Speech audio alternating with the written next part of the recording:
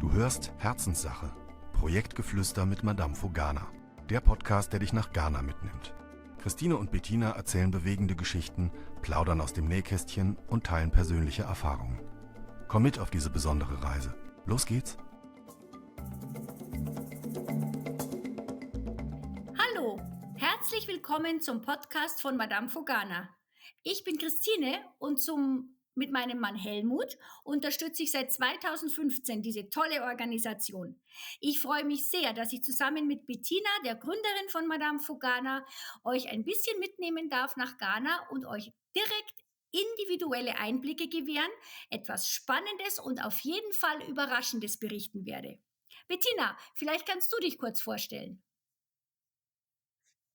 Ja, das ist total lieb, Christine. Ich freue mich. Ich freue mich so, dass wir beide das jetzt hier auf die Beine stellen. Wie lange haben wir dieses Baby schon im Kopf gehabt? Ja, ich sitze in Accra, Christine sitzt in München. Deswegen, wenn es irgendwie ein bisschen Verzögerung gibt, dann müsst ihr uns das einfach verzeihen. Da können wir nichts dran ändern. Wir sitzen 6.000, 7.000 Kilometer weit auseinander. Ich bin Bettina, wie Christine gerade schon gesagt hat, habe ich eine Hilfsorganisation gegründet, die heißt Madame Fogana. Und ich bin aktuell in Accra und lebe mittlerweile seit über 20 Jahren, fast 22 Jahren in Ghana. Ja, und warum ich hier bin und was wir hier alles machen, das soll in unserem Podcast jetzt vorkommen in den nächsten, weiß ich nicht, 500 oder 1000 Folgen. Wir haben uns kein Ziel gesetzt. Ja, Christine, was machen wir denn heute? Erste Folge. Ich bin total aufgeregt. Ich bin nicht schnell aufgeregt, muss ich sagen. Ich könnte mir jetzt vorstellen, dass unsere Zuhörer und Zuschauer und Innen natürlich vielleicht mal interessiert, welche Mission du eigentlich verfolgst oder Madame Fogana, weil es ist ja schon ein bisschen was dahinter und es gibt ja viel zu tun in Ghana und welche Bereiche sind denn bei dir am wichtigsten? Worauf liegt denn der Fokus? Ich glaube, das wäre schon ganz interessant mal zu wissen. Ja, dann fange ich vielleicht mal an für diejenigen, die uns nicht kennen oder die gar nicht wissen, was Madamfo überhaupt bedeutet. Madamfo, das ist Ashanti-Twi, das ist eine Sprache von den vielen, vielen Sprachen, die in Ghana gesprochen wird und das heißt Freunde.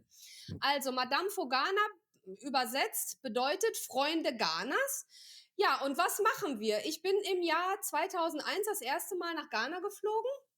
Ich bin ausgebildete Kinderkrankenschwester und habe im Jahr 2001 in der Buschklinik mitgearbeitet, also mitten im Nirgendwo. Und das Busch ist überhaupt nicht abfällig zu bewerten, sondern wirklich mitten im Nirgendwo am Lake Bosomtwi habe ich mitgearbeitet und habe bei dem ersten Besuch schon schnell festgestellt, dass die Menschen vor Ort hier uns in Anführungsstrichen gar nicht brauchen, sondern die wissen sehr wohl gut, wie sie ihr Leben gestalten und welche Ziele sie haben und Träume verwirklichen möchten. Aber es fehlen halt die Ressourcen.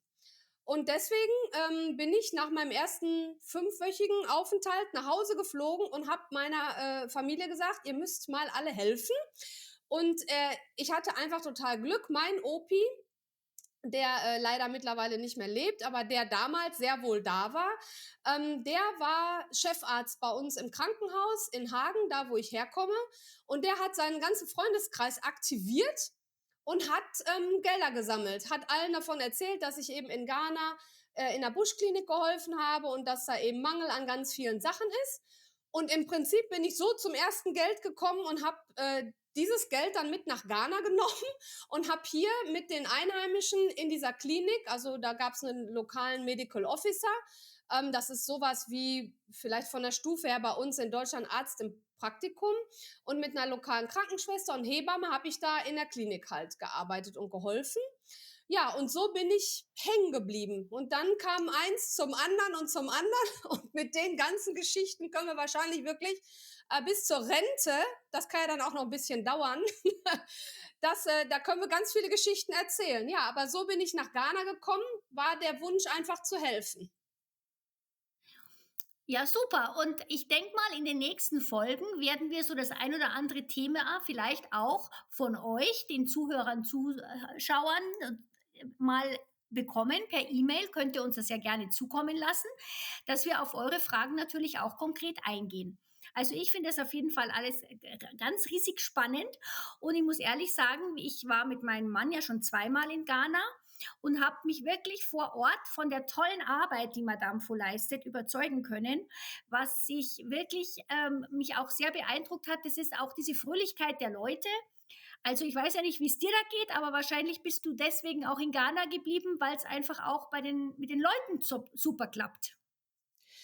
Ja, dass es Ghana jetzt geworden ist, war eigentlich relativ pragmatisch. Also es sollte schon Afrika sein.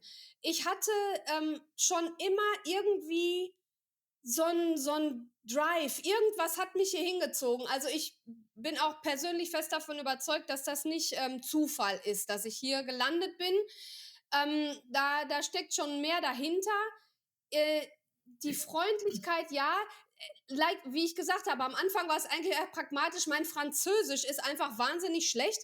Und Ghana ist ja eins der wenigen anglophonen Länder in Westafrika, umgeben eben von Togo, der Elfenbeinküste und Burkina Faso. Und die sprechen ja alle Französisch. Und dann also zum Norden weiterhin zur Sahelzone, da sprechen alle auch Französisch. Und deswegen war Ghana gut, weil mein Schulenglisch, das habe ich schon gemerkt, das hat auch nicht viel geholfen. Das hat sich einfach über Jahre natürlich dann auch verbessert. Deswegen war es Ghana. Also das war einfach der Sprache erstmal geschuldet. Und natürlich, als ich damals hier gelandet bin, da war das nicht so wie heute. Also ich meine, jetzt sind wir, ich sag mal, grob gesagt 25 Jahre später. Jetzt haben wir einen komplett internationalen Flughafen, einen lokalen Flughafen und so. Aber als ich damals hier angekommen bin, da war das ein kleines Gebäude mit einer Holzrampe. Und das war das war jetzt nicht Düsseldorf, wo ich abgeflogen bin, sondern ich bin hier angekommen und da gab es ja kein Handy, da konnte ich niemandem WhatsApp schicken und der hol mich mal bitte ab oder so. Das war das totale Chaos eigentlich irgendwie, ne? Und da ist meine allererste Erinnerung dieser super freundliche Taxifahrer. Ich sollte nämlich abgeholt werden vom Flughafen. Das hat aber nicht geklappt, weil wir uns einfach nicht absprechen konnten. Also das war halt nicht wie heute, wo man sagt, wenn ich lande, schicke ich dir ein WhatsApp oder ich rufe dich eben mit meinem Handy an und sag dir, ich bin da. Da ist da im Hintergrund irgendwas schiefgelaufen. Jedenfalls stand ich in dunkler Nacht, weil wir sind ja hier in den Tropen. 6 Uhr morgens geht die Sonne auf, 6 Uhr abends geht sie unter, plus minus eine Viertelstunde. Also ich stand hier abends um 8 oder so im Stockdustern. Der Flughafen, also das Gebäude leerte sich. Ich alleine fühlte mich als junges Mädchen, kann man ja noch fast sagen, nicht so sicher und glücklich. Also nicht, dass irgendeiner was, ne? Aber so im Dunkeln, fremdes Land Na, und es so könnte dann ohne ja schon vielleicht Infrastruktur. mulmig werden. Ja, verstehe ich schon. Ja, da war mulmig, genau. Ja. Genau, und dann wusste ich nur den Stadtteil. Ich wusste nur den Stadtteil, wo ich hin musste, also in Accra, der Hauptstadt Ghanas, wo, weiß ich nicht, gefühlt 10 Millionen Leute wohnen. Wahrscheinlich sogar, das stimmt sogar, also vielleicht nicht ganz so viel, aber wahnsinnig viele. Und ich hatte nur den Stadtteil. Und das ist so, als ob du jetzt in Berlin sagst, ich muss nach Kreuzberg oder nach München zu dir nach Pasing, aber du hast keine Straße, du hast keine Hausnummer, du hast kein gar nichts. Also du hast den Stadtteil und das war's. Und dieser Taxifahrer hat gesagt, ja, natürlich kann ich dich da hinfahren. Und dann habe ich mich da reingesetzt und dann sind wir da in die dunkle Nacht aufgebrochen und vom Flughafen in die Richtung, ja, ist das eine Dreiviertelstunde Fahrt oder so. Und ich hatte ja keine Ahnung, keinen Stadtplan, gar nichts.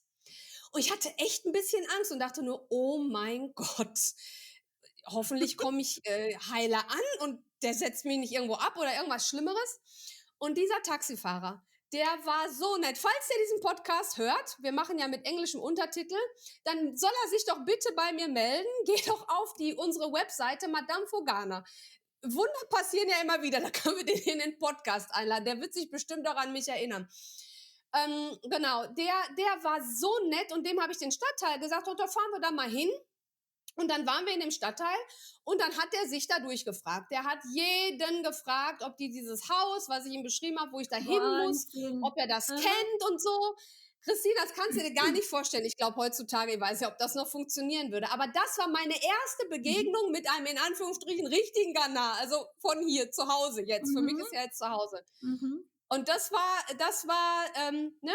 erzähle ich wegen der Freundlichkeit, also und der Hilfsbereitschaft und so. Und das ist Mhm. wirklich was mir bei meinem ersten Aufenthalt so ins Gesicht geflogen ist, ja, dass jeder bereit war, Mhm. irgendwie zu helfen und seine eigenen Angelegenheiten gestoppt hat, um zu gucken, wie er irgendwie helfen kann.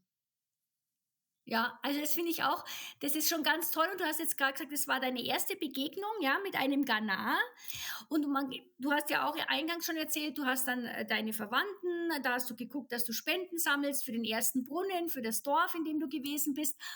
Und jetzt ist es ja so, das ging ja dann irgendwie weiter und das kann man ja nicht alles alleine stemmen.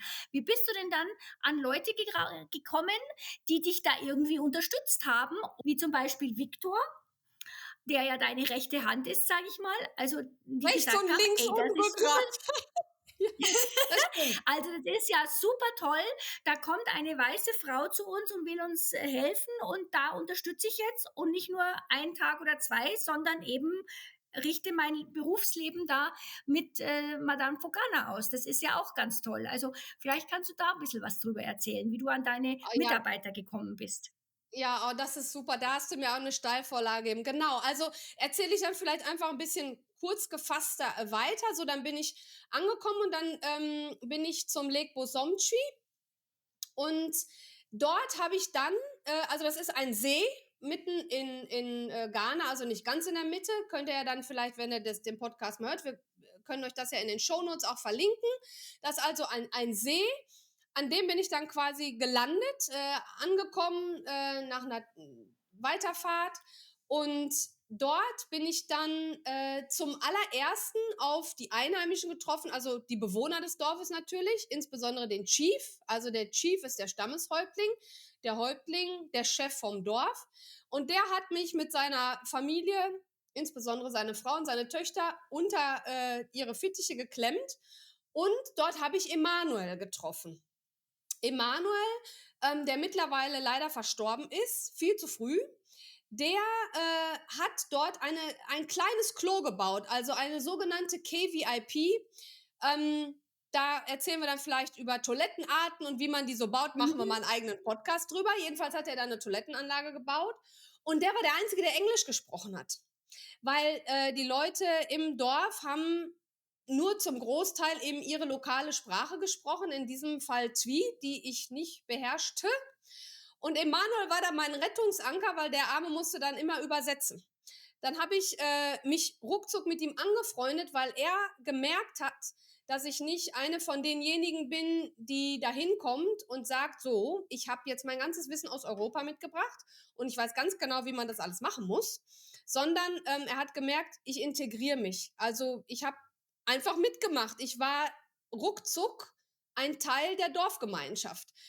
Ich habe in einem Zelt geschlafen, was auch ziemlich gruselig war, weil einfach, ja, die Menschen waren total nett zu mir und haben mir geholfen und alles. Nichtsdestotrotz bist du nicht zu Hause und du bist eine weiße, junge Frau alleine mitten im Busch. Also da hat man einfach Angst, ja. Und mulmig war es mir dann, also mehr als mulmig, auch wenn ich es gab keinerlei Hinweise, dass mir irgendwas passieren würde. Nichtsdestotrotz, so 2 Uhr morgens alleine im Zelt nachts, da kommen einem auch mal andere Gedanken irgendwie. Und Mhm. wo ich besonders Angst hatte immer, ist, dass mir Schlangen oder Spinnen ins Zelt reinkriechen. Und deswegen habe ich immer meine Sachen und so hingelegt, dass ich alles im Blick hatte und dass nirgendwo irgendwas so drunter kriechen konnte oder so. Und dann regnet, also wenn es hier in den Tropen regnet, dann regnet es ja richtig. Also Stichwort Regen, ich meine, das hat sich ja in jetzt 25 Jahren auch verändert. Da habt ihr auch gerade in Bayern, wollen wir gar nicht über die Flut anfangen zu Mhm. sprechen, aber so regnet Ja. das bei uns dann ein halbes Jahr jeden Tag. Einfach andere Klimazone. Und wenn du dann nur in so einem ganz normalen kleinen Zelt liegst, hast du so eine Angst, dass du da weggeschwemmt wirst. Ich Ja, hatte ist ja also dieses klar, Zelt. versteht man ja. Mhm. Ja, und weil Mhm. das war so ein bisschen am Hang, also wer mal auf unsere Webseite geht, www.madamfo-ghana.de, dann seht ihr auch diese Bilder, wenn ihr mal schaut über uns, da gibt's einen kleinen Film und Bilder, wer wir sind und was wir machen und so. Und da war ich halt in so einem Zelt an einem Hang und hatte jede Nacht so eine Angst, dass es anfängt zu regnen und dass ich da einfach weggeschwemmt werde. Und vor den Schlangen und den Spinnen hatte ich Angst. So, und wenn du da so im Busch hier bist, dann gibt es ganz viele Bäume, klar, Palmen, aber auch Bananen, diese Kochbananen. Die kriegst du ja auch in Deutschland mittlerweile, ne? Diese großen gelben Bananen, nicht die normalen Bananen, sondern die Kochbananen. Mhm. Und die Mhm. Palmenblätter, wenn die im Wind aneinander schlagen, dann denkst du, es regnet. Selbst Ach, wenn okay. strahlend Sterne und so sind und ich habe immer Aha. gedacht, oh Gott, jetzt fängt es an zu regnen. Oh Gott, jetzt fängt es an zu regnen. Wieder 5 Minuten geschlafen, oh Gott, jetzt fängt es an zu regnen. Und die Angst hat mir dann Emanuel, ne, nach einer Weile genommen und hat gesagt, du brauchst dir keine Sorgen machen, wenn was ist, ja, passen wir auf und so. Genau. Und der Emanuel war sozusagen mein erster Mitarbeiter. Ähm, Wobei Mitarbeiter am Anfang ja Quatsch. Also ich hatte ja nichts, also mittellos jetzt nicht in dem Sinne, aber jetzt kein Plan. Ich bin ja da nicht hingefahren und habe gesagt, ich gründe jetzt die größte Hilfsorganisation in Westafrika oder so, sondern ich wollte Mhm. einfach da in der Klinik mithelfen und mein Wissen teilen. Und Emanuel habe ich dann kennengelernt, der war Building Technician. Das ist sowas zwischen Ingenieur, Architekt, also der kann selbstständig Gebäude errichten, sichere Gebäude. Und Mhm. sein bester Mhm. Freund war Viktor. Und Viktor hat äh, im Prinzip die ganze Zeit so im Hintergrund sich ein bisschen aufgehalten. Und so habe ich also bei meinem ersten Aufenthalt Emanuel kennengelernt, der mir dann geholfen hat. Und dann Viktor. Und Emanuel und Viktor waren sehr, sehr gut befreundet. Und das waren quasi dann später, wo wir gesagt haben, Mensch, wir gründen eine Organisation aus steuerlichen Gründen und so ist das dann hinterher weitergegangen. So habe ich meine ersten beiden heutigen Mitarbeiter, wie gesagt, Emanuel ist leider verstorben, gefunden. Genau, da am See. Und da muss ich jetzt noch mal schnell was zu diesem Bosom-Twissi sagen, weil Helmut und ich, wir waren auch da. Und man muss sich ja immer mal vorstellen, dass es in Ghana ja doch sehr heiß ist, ja. Also da hat es ja schon mal Ja, 35, 40 Grad, ja. Und wir waren auch da in einem ganz netten Unterbringung, das war ganz süß. Und dann haben wir direkt am See. Und dann dachten wir uns, oh toll, es ist ja so heiß, jetzt gehen wir mal in den See und kühlen uns ab. Ja, das war natürlich das totale Fehlentscheidung, weil der See hat Badewannentemperatur. Also kann man sich vorstellen, dass man draußen heiß und drinnen heiß, also es ist völlig egal. Man schwitzt nachher wieder genauso wie vorher. Also mit Abkühlen war da ja nun mal schon gar nichts, gell? Ja. das stimmt. Also die Leute, die mittlerweile alle, nun sind wir, also damals war es ja quasi eine Eigeninitiative. Also ich habe das einfach durch meine Reise ja angestoßen. Jetzt sind wir 25 Jahre später und haben natürlich ganz viele Leute, die für uns arbeiten. Aber da hast du mir eigentlich auch so ein gutes Stichwort gegeben. Was vielleicht auch wirklich wichtig ist, mal zu erzählen, ist, dass wir ja nicht mit Ausländern arbeiten. Mhm. Ohne Mhm. irgendwas, also das soll nicht negativ Mhm. verstanden werden, sondern im Gegenteil, positiv. Wir arbeiten ja nur mit Einheimischen. Wir arbeiten nur mit Ghanaren. Also wir fliegen niemanden ein, kein Personal, keine Mhm. Architekten, keine Genau. Projektleiter oder Und genau irgendwas. das Alle und das, was unsere, du da jetzt auch sagst, genau das war auch der Grund, warum Helmut und ich gesagt haben, also wir dachten ja, uns immer, wir hatten halt so eine eigene Vorstellung, wie muss das funktionieren, wenn man in Afrika helfen will, wenn man die Leute unterstützen will. Und dann haben wir uns immer gedacht, so wie ich Entwicklungshilfe im Allgemeinen so definiert wird, kann das irgendwie nicht funktionieren. Dass ich da hinkomme als Europäer und sage, ich sage euch jetzt mal, wo es lang geht, ihr müsst mal das so und so machen und ihr müsst so und so leben. So ist es eben nicht, sondern dass die Leute da abgeholt werden, wo sie sind.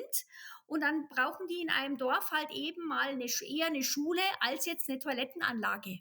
Was ich persönlich vielleicht gar nicht verstehe, aber das muss ich auch nicht, weil es ist ja deren Leben. das ist auf jeden Fall das eine. Da hast du vollkommen recht. Die andere Seite vielleicht noch, die wir mal in unserer Einführungsfolge mal beschreiben können, ist, dass wir alle unsere Projekte selber durchführen. Also das heißt, wir haben Maurer, mir fallen manchmal die Wörter nicht ein. Da muss man rein. Carpenter, Schreiner. Also wir haben Maurer, Schreiner, Sozialarbeiter, Dachdecker, Krankenschwester, Maler. Lehrer, Dachdecker, Maler, Mhm, Klempner. mhm, Alles mhm, eigene Leute. Das sind alles Leute von Madame Fogana. Also unser Madame Fogana Bauteam, sag ich immer. Das bedeutet, dass wir, wenn wir ein Projekt durchführen, kein, hier sagt man Contractor, wie heißt das denn auf Deutsch? mhm. Kein Bauunternehmer, keine Firma. Ja. Wir müssen Mhm, keinen anderen, wir müssen niemand anderes einstellen oder engagieren, der die Projekte durchführt. Also der jetzt zum Beispiel euren Kindergarten in Brahoho baut. Das machen mhm. alles unsere Mitarbeiter. Und damit sparst du natürlich wahnsinnig viel Spendengelder, weil ein Bauunternehmer natürlich Geld verdienen will. Und da ist ja auch nichts Verkehrtes dran. Also wenn man eine Firma hat, muss man Gewinn machen. Das ist auch völlig in Ordnung. Aber wir handeln nun mal mit Spendengeldern und nicht eben fürs eigene Haus gebaut oder so. Und da muss man natürlich auf jeden, ich will immer noch Pfennig sagen, muss man auf jeden Cent achten, dass das Geld wirklich ankommt. Und die Mhm. Leute, die diese Projekte ja durchführen, also angefangen von Viktor als Projektleiter, über den Vormann, also den Vorarbeiter an der Baustelle, bis zu den einzelnen Berufssparten, die wir jetzt gerade erwähnt haben, Maurer, Klempner und so weiter, die das durchführen, das sind ja alles Einheimische. Und das bedeutet, die können mit den Projektempfängern, so nenne ich es jetzt mal, oder mit den Dorfbewohnern oder Städtchenbewohnern, die jetzt die Schule, den Kindergarten oder was auch immer bekommen, ja kommunizieren und auf ihre Art und Weise eben dieses Projekt lebendig machen. Und ich glaube, das ist auch ein Riesenunterschied. Und es spart natürlich Geld. Und du machst halt alles Mhm. auf Augenhöhe. Ne? Es sind die Einheimischen, die für die Einheimischen bauen und die ihre Projekte gemeinsam realisieren. Natürlich haben wir auch Know-how. Also heute ist ja mit Internet und so weiter Wissen verfügbar. Da ist ja auch nichts Verkehrtes Ist dran. klar. Aber es Mhm, werden eben mhm. halt nicht Leute hingebracht, wo wir einen Maurer und so weiter haben. Weil ich meine, die beste Entwicklungszusammenarbeit, die du machen kannst, ist ja Arbeitsplätze schaffen. Also Leute in Genau. Lohn und Und dann Brot, wie ist man halt das so auch, schön sagt, bringen.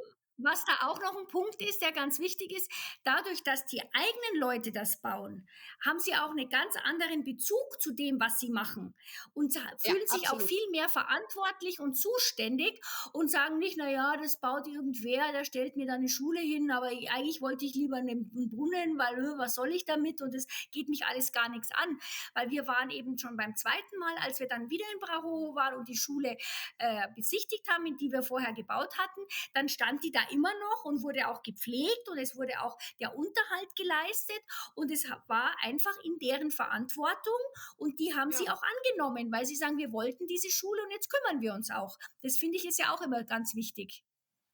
Ja, da hast du recht. Und das ist vielleicht noch ein Punkt, den wir vielleicht jetzt so zum Erklären machen können, wie ihr quasi jetzt, das können wir vielleicht mal erzählen, so zu so einem Projekt kommt. Ne? Also wir haben ja gemacht, wer sind wir und was machen wir so ein bisschen. Und dann Mhm. können wir vielleicht ja noch erzählen, wenn jetzt so eine Dorfgemeinschaft zum Beispiel, wie kommt das denn jetzt? Also das war früher Genau. schon so, Also ich also erzähle es ganz am, quasi mal, ich erzähle ja, es mal von der Rückseite, ja, also von meiner ja, Seite.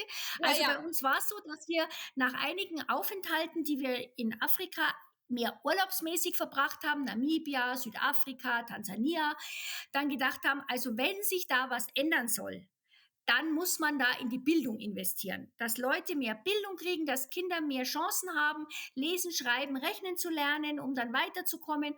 Aber dann kann ich ja nicht hingehen und sagen, so, hallo, ich habe jetzt hier einen großen Geldkoffer dabei und jetzt lege ich hier mal los irgendwo. Und dann haben wir eigentlich eine Organisation gesucht, mit der wir es machen können. Und da sind wir dann erst über diese großen Organisationen, das hat uns dann alles nicht wirklich überzeugt, sind wir eigentlich dann zufällig, aber wie du auch schon sagst, es ist ja alles irgendwie vielleicht bestimmt und es gibt gar keine Zufälle, sind wir auf Bettina und also auf dich und Madame vorgestoßen. Und dann habe ich einfach eine Mail geschickt und habe gesagt, ja, wir würden gerne in Ghana eine Schule bauen und was kostet das und wie machen wir das? Und dann hast du mir geschrieben und hatten wir natürlich ein viel zu großes Projekt im Kopf. Und dann hast du gesagt, also eine Grundschule mit 3 Klassenzimmern, die kostete damals 25.000 Euro. Und dann haben wir gesagt, so, das ist okay, das zahlen wir und dann geht es einfach los. Und heute sagt jeder, du bist ja gut, da überweist du das Geld und du kennst die nicht und du weißt nicht, was die damit tut und ob das ankommt und ob das dann entsteht und wie. Aber es war im Vorfeld einfach schon so ein netter Kontakt und ich hatte auch das Gefühl, das klappt schon. Also ich habe das dann auf dann 3 Raten überwiesen und es war dann 3 Monate später war das Ding fertig und ich hatte am Anfang, bevor ich gesehen habe, also das kostet, eine Excel-Tabelle bekommen, da stand genau drauf, wie viel Sand und wie viel Steine und also das ganze Material und was Arbeitslohn anfällt und da kam dann eben diese Summe raus und die habe ich dann bezahlt und 3 Monate später war das fertig und an Ostern 2016 haben wir das dann eingeweiht. Also es hat alles seinen Sinn und alles war ordentlich und eben als wir das dann eingeweiht haben, haben wir dann wirklich 1000 Menschen standen da zu dieser Einweihungsfeier, um uns zu sehen.